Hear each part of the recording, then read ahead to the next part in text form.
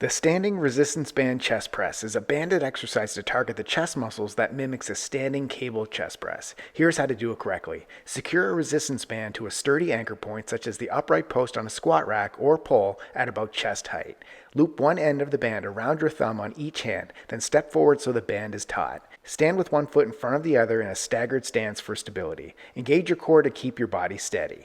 Bring your hands up to chest level with your palms facing down and slightly inward. Your elbows should be bent, positioned just below shoulder height.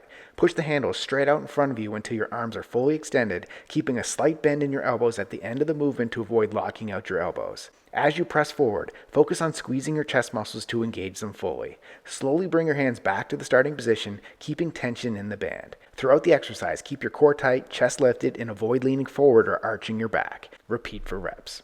Subscribe to get a new exercise video demo every day.